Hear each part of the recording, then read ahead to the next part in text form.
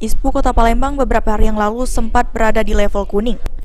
Namun pada Jumat pagi dari data Kementerian Lingkungan Hidup dan Kehutanan pada pukul 8 pagi, ISPU Kota Palembang kembali ke level merah atau sangat tidak sehat, yakni di angka 208.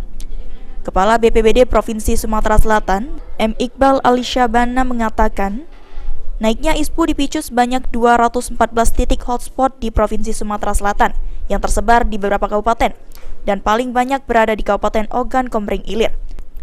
Terkait hal tersebut, BPBD dan Satgas Penanganan Kebakaran Hutan dan Lahan terus melakukan proses penanganan, mulai dari sosialisasi, pencegahan, hingga penanganan kebakaran hutan dan lahan melalui darat, udara, dan TMC. Ya, jadi untuk terkait penanganan karhutlah sendiri, kita sudah berusaha maksimal dan akan terus berusaha lagi seperti yang disampaikan oleh Pak PJ, mulai dari sosialisasi, penanganan, pemadaman baik itu darat maupun udara maupun melalui teknologi, dan alhamdulillah semalam kita sudah mendapatkan perpanjangan TMC dari BNPB sampai dengan tanggal 4 November.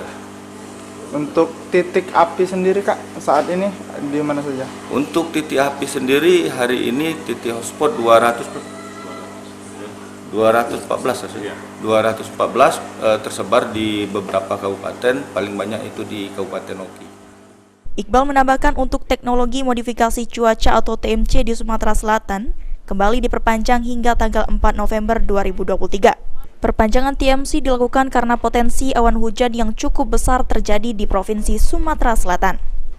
Eki Saputra, PAL TV.